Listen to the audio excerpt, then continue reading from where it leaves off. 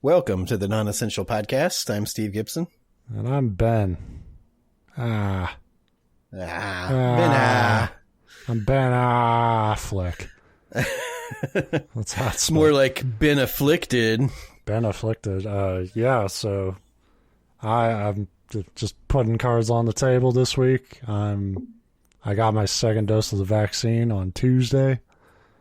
And it sucked. So Tuesday was my mom's birthday, and we did a bunch of birthday shit with her, and I felt pretty good. And then by that night, just all day yesterday, completely bedridden with the worst fucking headache of my life, super dizzy to the point of pretty nauseous. That's all that 5G kicking in, man. Microchips. Yeah, they put 5G into my bloodstream. The good news is I'm faster than ever. And you get great cell reception. But I feel okay now, but I'm pretty lightheaded, so there's still a chance I could pass out right in the middle of this story. That would be pretty... I'll be sitting here thinking you're pausing for suspense. Yeah. And then you'll just hear the thud of your head on the desk and be like, oh... That'd be a great way if I got to the end of the story, just cut off mid-sentence. And especially if it's one of those, wow, he's really committed to it. Yeah, especially if it's one of those first-person stories where and with my last breath, that doesn't make sense. I was going to say, with my last breath, I write these words down. I guess if you wait, it's coming through the door now. And that's, yeah. Like any of those Lovecraft fucking horror stories. But yeah, today it is a creepypasta that I like I said, I couldn't even get out of bed yesterday. So that's no excuse. So I picked it this morning and I don't remember what I picked. So I'm looking at it now basically for the first time because I've been so out of it the last couple Good luck. Days. Last time I tried to do that, it's every time you do it, it works out. And I'm I'm going to do this, freewheel it. And then it's it's coming from its phone or something. And it was what the it's the one time we get feedback on Twitter that episode sucked. And it's yeah, fair point. It's well, you haven't heard them all, clearly, because you know that's about the bar. Yeah. So yeah, if you haven't heard the show before, we tell each other stories. Sometimes they're fiction, sometimes they're history, sometimes they're science, but not usually, because that's for smarter people. Right. Today's story is called "I've Discovered a New Level of Dreaming," and it's by somebody, but I didn't get the name. I probably should have. Whoops. Nah. Credit's not important on the internet. Yeah. I've discovered a new level of dreaming. One I hope no one else has the pleasure to discover themselves. Before I go on some spill, let me start from the beginning. Fair warning, I can't tell you why it happened, only when it started. Wait. I'm a little confused because I'm not familiar with the phrase "before I go on some spill," because it sounds I assumed it meant before I go on telling a tale, let me tell you this tale. Yes. Yeah. So before I go on a spill, I go on a spiel. Yeah. Have you heard of timeshares? My name is Adam, and I've always had lucid dreams for as long as I could remember. Whenever I dreamed, I had complete control over anything and everything that happened. If I ever had a nightmare, I could turn it into a dream where I'm a badass monster hunter or something peaceful or funny. I could fly around, lift skyscrapers, and do whatever else I couldn't do in real life. That shows what a scrub this guy is. I could become a monster hunter. I just don't want to. I love that I could be a badass monster hunter or something funny and silly. Or a big old clown with clown shoes. How funny is that? Honk honk. I could be a badass clown. I always thought I was experiencing the most complex level of dreaming possible. That was until the day my coworker John told me he used to experience astral projection as a kid. Now, John isn't someone I consider to be a friend, but he's decent enough, and we have a few things in common. We're both in our early 20s, work in the same department, and attempting to pay off our student loans. But, yeah, dude, like, everybody's pretty much in that role in their early 20s. The biggest thing I could... Oh, I like he's not really a friend, just some dude, but we were talking about our dreams together. It's like, I'm starting to remember why I picked this story, and it's because he's a horrible dick to John, starting now. So he's like, I didn't consider him a friend, but he's a decent enough guy, but he immediately goes on to bitch about him. The biggest thing I couldn't stand about John was how boring he was. Over the past 6 months we've worked together, I've had to listen to every mundane detail about his life. I could barely keep myself awake during my 8-hour shift. Listening to one of John's stories could cure anyone of their insomnia. But one day, he finally said something that piqued my interest. Did I ever tell you when I was a kid I used to experience astral projection? Well, why is that the most interesting thing? Like, that's what you latch onto? Yeah, I mean, well, it sounds like by that point he could say, did I ever tell you that I'm married to a bear? And you just make, yeah, whatever. Like, you're not even, why are you still listening to the guy? You know, Adam, I killed 15 people before I worked here. Yeah. He stood in front of my cubicle like he did every morning. I turned away from my computer, curious. Fuck you, dude. You don't get to complain about somebody being boring and then being like, astral projection, huh? What was it like? Yeah, sounds like the call's coming from inside the house. Maybe Adam's the boring one. Yeah.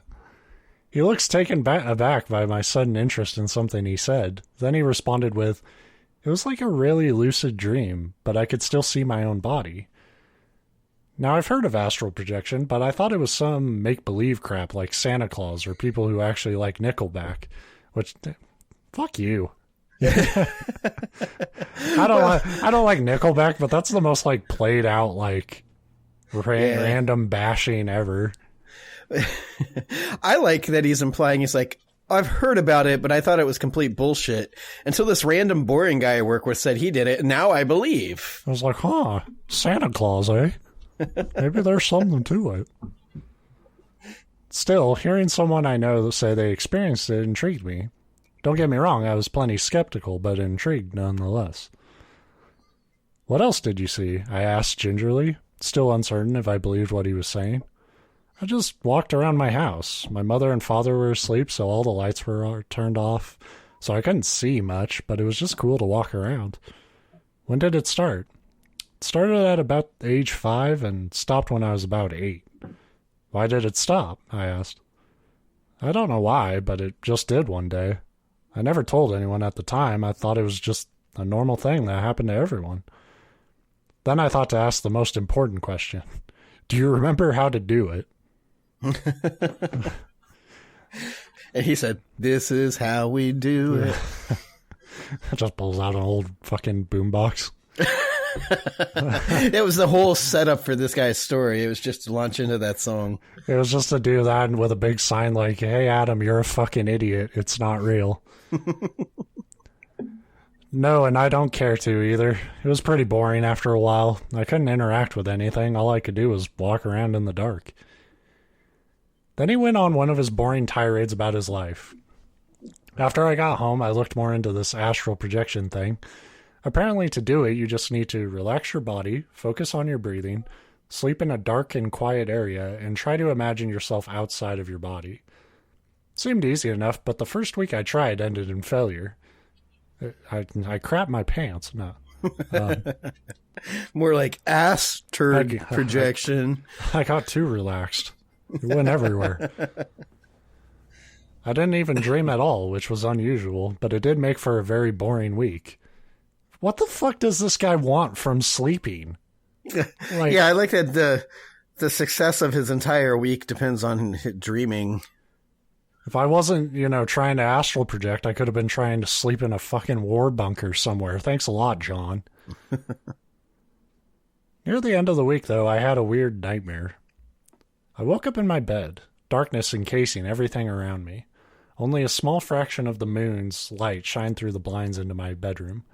In the pitch blackness, I noticed something inside my closet in the back of the room. A tall, shadowy figure stood watching me. It felt like all the air was gone from my body. I couldn't move or say anything. Without warning, the figure started floating towards me. My eyes darted to my bedroom door several feet away. Even if I could run, I'd never make it. The dark figure floated past the window, its arms moving about in a distorted manner. It was only a couple of feet away now. I remained in my bed, helpless and unable to move for what felt like an eternity. Then the sound of my oven door slamming open woke me up. The house I'm renting is very cheap, and the oven door is flimsy and would never close all the way. So hearing it open by itself from time to time wasn't unusual.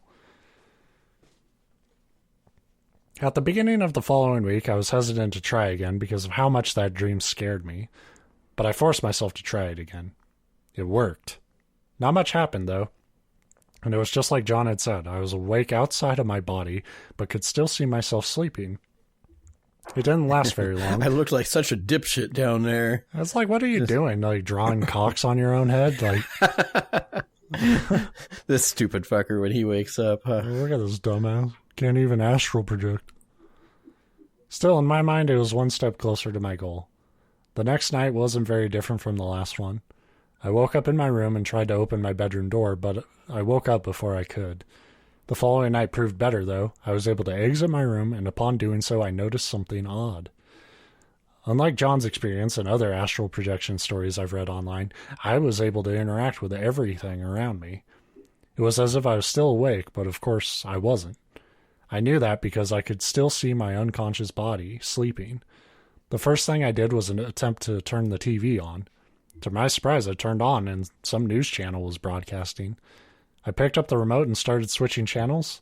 I saw that a rerun of Rick and Morty was on, so I watched some of it. I've finally found a way to watch more Rick and Morty. I'm a hero. It was the Dream Inception episode. Ironic, I know.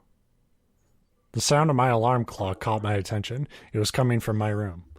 I followed it all the way to my bedroom door. I grabbed the doorknob and slowly turned it, getting it open just a crack.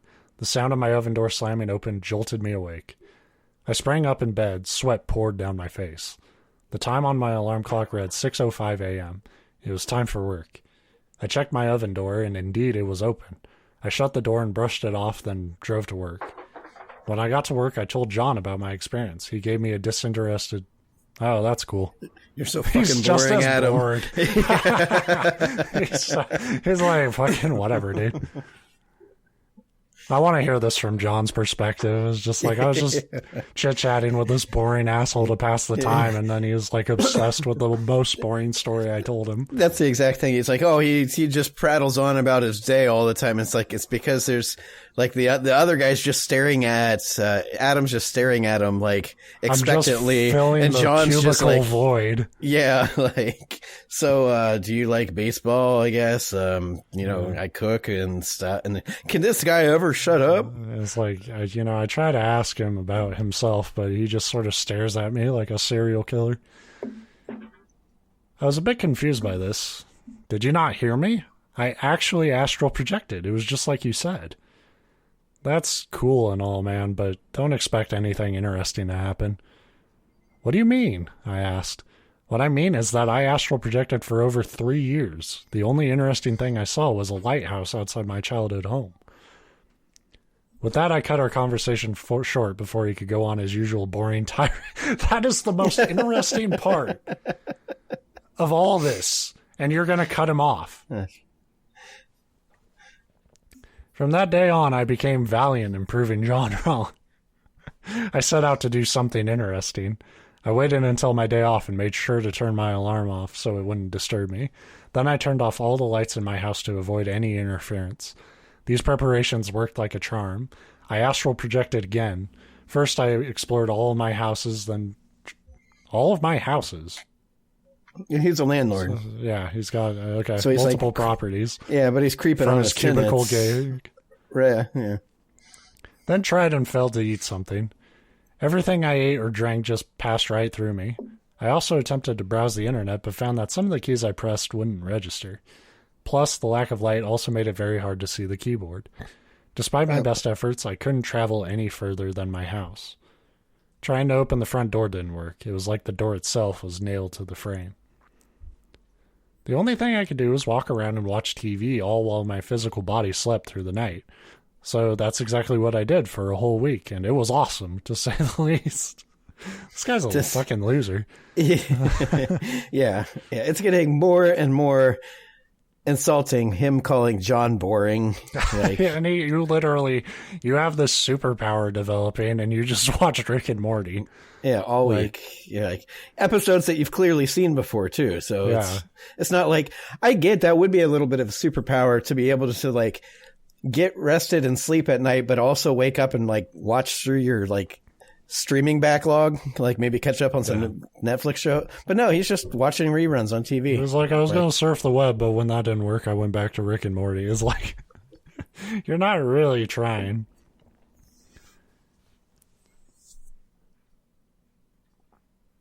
It was like actually being awake. I could use my free time to do whatever I wanted. When I was awake, I felt fully rested and able to work through the day without dozing off. Even despite John's stories, it was a pretty sweet deal, to say the least. That was until one night. During another day off from work, I was doing the usual routine of astral projecting while watching TV. A sudden knock at my door nearly gave me a heart attack. I looked out the window and saw it was still nighttime, or so I thought. I called out to whoever knocked, but received no response. I checked the peephole. It was my elderly next-door neighbor, Shelley. Seeing this as my chance to push this astral projection thing to the next level, I decided to open the door. I unlatched the deadbolt, unlocked the handlock, and twisted the door handle, holding my breath. The door opened. A gust of wind passed through me. I jerked up, panting, my face only damp with sweat. This surprised me, as I usually wake up drenched in it. I heard Shelley calling my name from outside. I rushed up and ran to the door. She jumped a little, startled. Sorry if I woke you. Your door was unlocked. I know, I nervously responded. I just wanted to make sure you were okay. Of course I am. Why wouldn't I be? Her eyes were full of concern. Well, I heard screaming last night. Screaming? Oh, you might have heard my TV. Okay, well, I just wanted to make sure you were okay. I like that she heard screaming last night and then waited to the morning. Like, well, I'm not gonna fuck with that. If that boring bastard's dead, he'll keep till morning. Yeah, but that tells me she wasn't trying to save him. She just wanted first dibs at the crime scene so she could be on the news. Like, oh, when I opened the door, there was blood everywhere. She's like, fuck, he's still alive. He was such a boring lad. Yeah, nobody would have ever anticipated something happening to a guy this boring. This is the most interesting thing about him, and he's gone now. Okay, thanks for stopping by. I waved her off and closed the door. Then I noted a few things. One, it was now morning, but I could swear it was still dark out before I woke up. Second, I didn't hear anyone screaming last night. And lastly, I actually almost left my house. In my mind, it was progress. One step is closer to my goal of experiencing a full day outside while in my astral projection form. And I imagine he would just go to the fucking park and read a Rick and Morty comic book. Yeah, I went to Best Buy and they had Rick and Morty on the display TV, so I watched some of that. The next night I was doing the same routine when coincidentally the Dream Inception episode of Rick and Morty came on again. I let the episode play and over the sounds of the TV, I could hear something in the background. It was faint, but I distinctly remember it sounded like my bedroom floor was creaking. I decided to see what was making that noise. I approached my bedroom and slowly pushed the door open. Instantly, I froze in place. By the window stood a large, menacing shadow creature. It didn't croak like that. That was me. Just committed to the role. Yeah. It was hunched over in front of the window. I looked over to the left of it and saw my unconscious body lying in bed. Frightened, I carefully backed away and moved into the hallway. I left my actual body there to be... You deal with this. Yeah. Attempting to make my way back to the living room, I heard whatever it was stand up and walk out of the room. Panicked, I started walking faster and faster away from the door. I didn't know where I was going, but I knew I needed to get away from whatever that thing was. I heard its footsteps growing louder and louder behind me. I made it to the entrance of the kitchen before slam. How big is this fucking house? Because he's describing this like he's like running down a football field. All connected together. Yeah, I forgot. It's a house on top of a house on top of a house. The Adam Residential Complex. It's very Dr. Seuss shit. This is actually a lost Dr. Seuss story. Mm. The sound of my oven door slammed open. My eyes flew open. Once again, I was covered in sweat. I did the usual routine of getting up and going to work. I neglected to tell John about my experience, as I was sure he wouldn't think anything of it. Though I love how that rolls. Because John's gone to HR and they're like, yeah, can you get this Adam guy to shut the fuck up? He's so boring. Just keep him away from me. I think he's hitting on me. I don't know. Though I was terrified at the moment, I still had a burning sensation to try it again. It was one bad experience out of plenty of good ones. They make ointments TV, for that. Just do that. Yeah. Well, that's what I like is that he's classifying all these other ones where he could walk around his house and watch Rick and Morty as good experiences. That's the thing. Like, he's just like doing the most mundane shit he could do while he was awake. And he's like, these were all these great experiences, and I had one time when a thing tried to kill me. And I'm going to give that up for this? I'm curious that the oven door keeps coming into play, so I'm hoping this creature is like the ghost of a turkey that he cooked once. Like it's just like, Thanksgiving this, bitch. Gobble, gobble, gobble. Fans at home, who has the better turkey, me or Steve with his fucking vengeful John McClane turkey? Besides that strange occurrence, there was something else on my mind. The interaction I had with my neighbor Shelley. I was a door away from interacting with another person while my physical self was asleep. So because of that, I obviously wanted to try again. I thought maybe the next time I should try leaving my door unlocked, so I waited until my next day off. This time I made sure to tie a red string around the oven door so it wouldn't wake me. This is a great idea. The oven door's the one thing saving his ass. And he's like, I'm tired of getting disrupted. That's a weird-ass feature for an oven. Just the door comes open every morning to wake you up. I mean, I could see like a latch being fucked up. Because after that, it's just you're relying on the weight staying balanced. Okay, Bill Nye, the physics guy. Look, we need to introduce a little reality to this story, okay? This time I made sure to tie a red string around the door so it wouldn't wake me like all the other times before. When I went to sleep, it was the evening of April 14th. Remember that date. It'll be important later.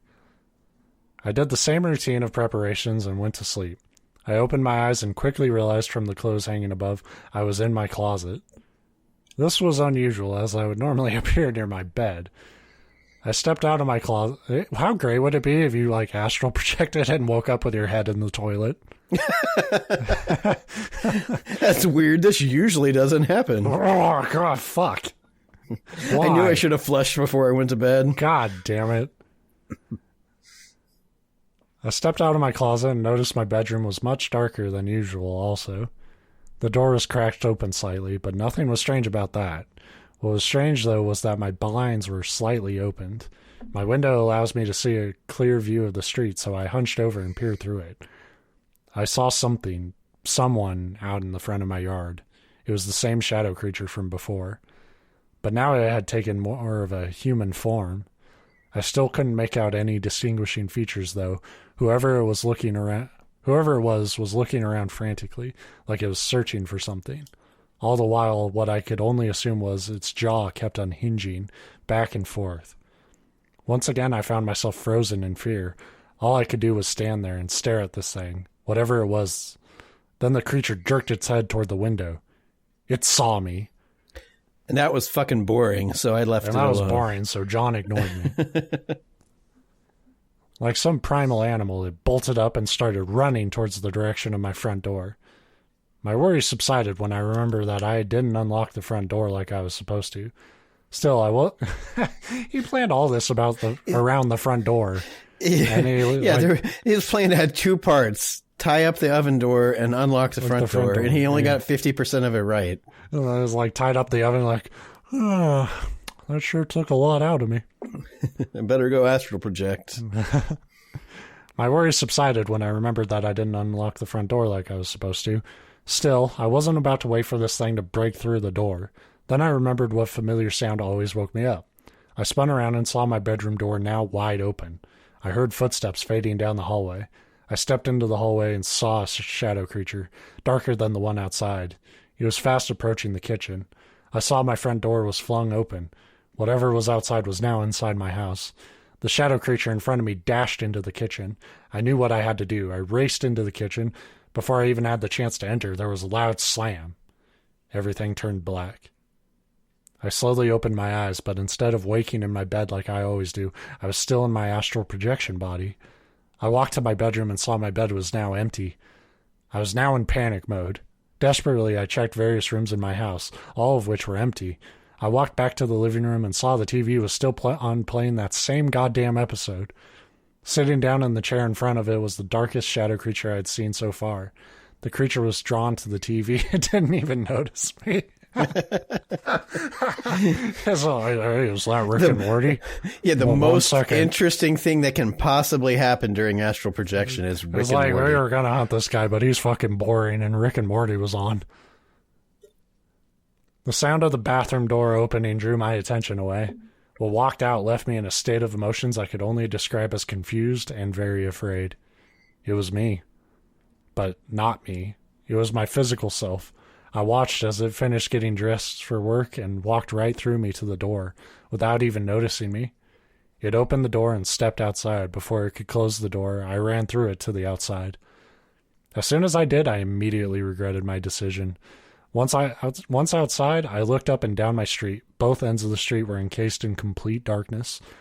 Stepping onto the sidewalk, I was able to get a better look at the houses around me. They were the same ones on my street in my awake state. I tried to get back to my house, but the door was locked. I banged on all of my neighbors' doors to no avail. I even tried screaming for help. I screamed as loud as I could for as long as I could. Then I dropped to my knees in desperation.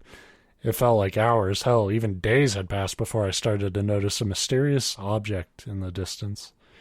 It was nearly invisible at first, hidden by a forest of trees. Then it came into view from behind some buildings. A house, but one I had never seen before. I looked around in confusion. I had noticed something even stranger. A lighthouse in the distance. Which wasn't possible, as I didn't live anywhere near the sea. I took another look around and saw a little boy sitting on the ground. His eyelids drooped, and even from here I could see the bags underneath them. I can tell how fucking boring he was. He was like, God, he keeps talking. He stared in the direction. Shut up. He stared in the direction of the lighthouse as if he was hypnotized by it. At that point, I knew if I didn't find a way out of here, I'd end up like him. With that in mind, I turned back to my house and saw someone looking from my bedroom window. It's now or never, I thought. I ran to the door. Of course, it was still locked. I slammed my body into it several times. It wasn't budging. I stopped to catch my breath. My shoulder was writhing in agony from me hitting the door so many times. The door began to creak open on its own as if it was inviting me in. Who the hell was I to pass up that offer? Free Rick and Morty? I entered the house and saw that the TV was still on. It was playing the same godforsaken episode of Rick and Morty. Upon entering the kitchen, I saw the red string was still tied to the oven door. I grabbed the door and pulled on it. I heard some movement in the hallway, so I increased my momentum. Hurried footsteps grew closer and closer to the kitchen. I gave a final tug and the knot broke. The footsteps halted in the doorway in front of me. At that moment, it felt as though time had slowed down. I looked up to see the shadow creature standing in the kitchen doorway. Left of him, out the open front door, I saw the little boy's face. He was smiling. Then he vanished as everything around me did too, followed by a flash of white light. My eyes shot open. I was back in my bed. I did a quick look around to make sure I was actually awake this time. Everything was damp. Sunlight pours into my room, giving a bright glow to everything and made it all seem almost dreamlike. The birds chirping gave me reassurance. The time on my alarm read 7:55 a.m. I was up in time to go to work. Well, thank God, you know?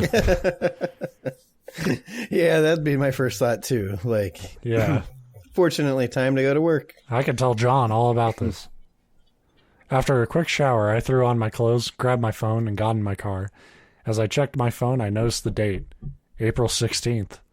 This seemed impossible because I was sure it should have been April 15th. When I asked John about it, he said that on that date, April 15th, which was apparently yesterday, I came into work the same as always. I told him about my experience, and he was convinced it was all just some lucid dream. But it felt all too real. I don't know what to make of anything that happened.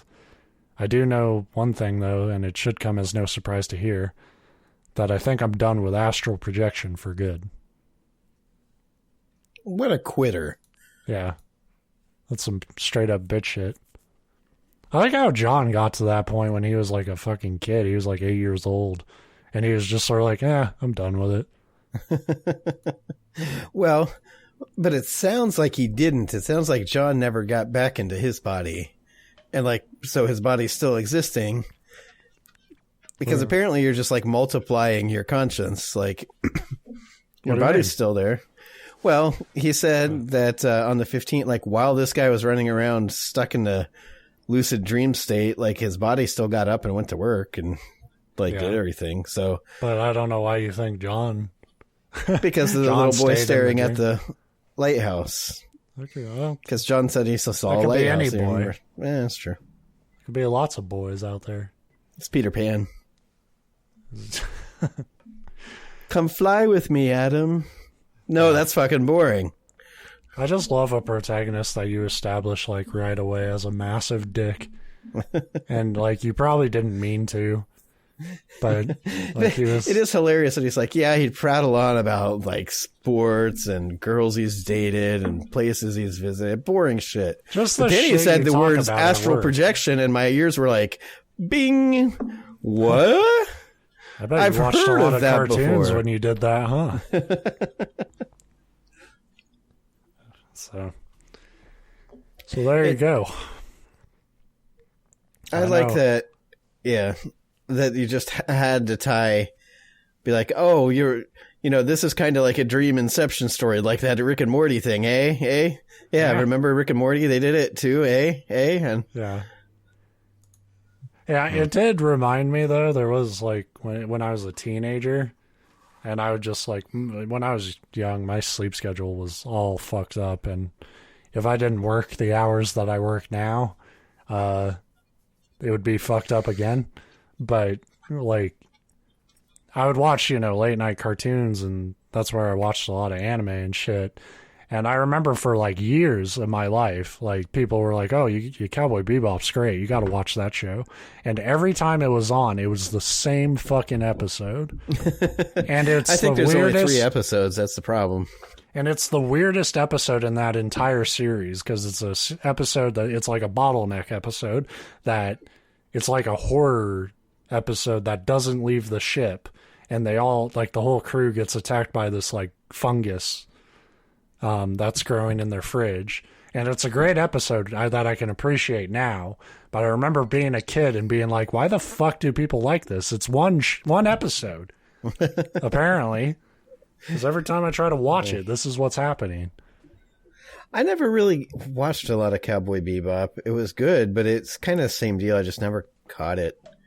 It's it's awesome. It's a great show. Imagine that was about the same era, because I did watch a lot of the Adult Swim anime stuff in college. Same deal. Like there's just certain parts of your life that for a lot of us like are like time that we're awake the most is between like midnight and 5 a.m. Right. And the prime hours. Right. So there's Trigun. I remember watching a lot of Trigun. I never really got into Dragon Ball. There was Dragon Ball was more like daytime. Like that was that was on regular Cartoon Network and shit. And, I think Trigun's the one I remember the most of. But Cowboy Bebop was on a lot, and I didn't hate it. I just never really followed it. But I don't think I would have liked it then as much as I do now. When I finally did watch it. Did that? Because that's the one that got like the new like kind of computer animated movie, isn't it? No, they were doing a live action one, and that's right. And they were getting I think they were getting Harold from Harold and Kumar. I think they were getting him to play Spike, and then like he got hurt on set, so I don't know where they are with that. There was talks forever of Keanu Reeves doing it, but I don't know. I'm very I don't think you need to adapt everything to everything. You know, the one that I was thinking of, and this is another one that was on back in that era, but I really, really never watched, was Lupin the Third. Yeah. And it got that CGI movie, or I think it was a movie. Yeah. Yeah, that came out relatively recently, I think. And is it here yet? I think it came out in Japan, and I thought it was sometime this year that we were supposed to get it. Maybe. I don't know how long a dubbing process that'll be, but I know fans were pissed off, but as somebody that never watched the show, the animation looks really cool. I was like, I want to see it. That's one of those shows that I was always really like annoyed when it was on as a kid, because I was like, there's other shows I want to watch. Fuck this old shit. And now that I'm older, I'm like, fuck, I should have appreciated that, because it's a brilliant show. So, yeah, we're anime experts. Yeah. So yeah. That's what I would do.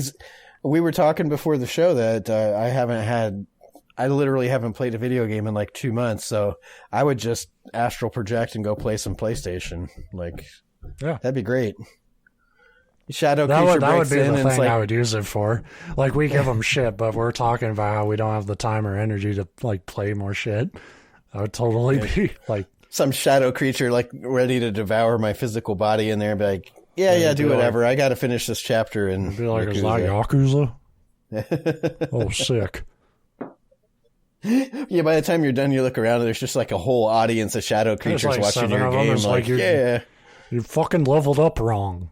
That's the nightmare part. They all start like backseat driving. Like, there's an object over there. You should go over there. It's all a Twitch stream analogy. I've heard of sleep streams. I didn't know that that's what they were talking about, but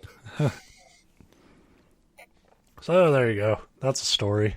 I'm fucking sweating again. So yeah, well, you just woke up from a lucid dream about or astral project. That's the other thing. We could astral project to do the show. That would suck.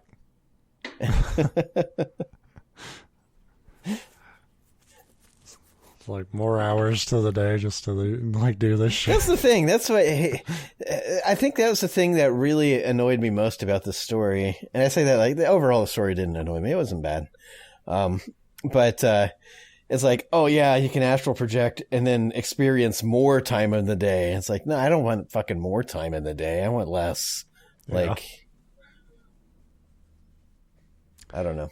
Yeah. I do occasionally. I'm not like the characters. Like every dream I've ever had in my whole life is a lucid dream, but I can lucid dream and it is a blast. Like that's why I always tell people like I don't typically have nightmares, because even the dreams that like start to be nightmares are the ones that I tend to like in the dream recognize that it's a dream, so it makes them less.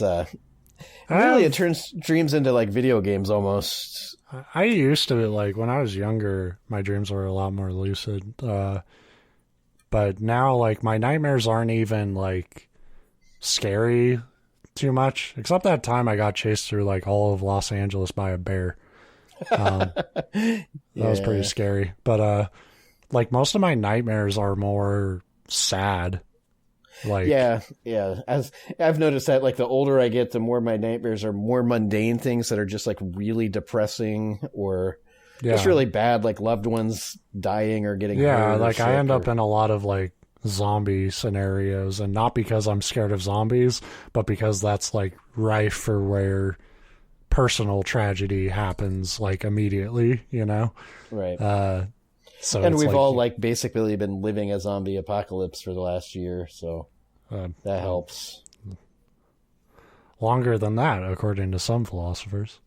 So yeah, that's a story. I'm done talking. I'm done talking about it. This episode's in the past. If you try to bring it up to me, I won't acknowledge it. Because I live in the now, baby. It's not because we immediately forget what we talked about. It's because we choose to look forward thinking. Mm-hmm. Yeah. Goodbye.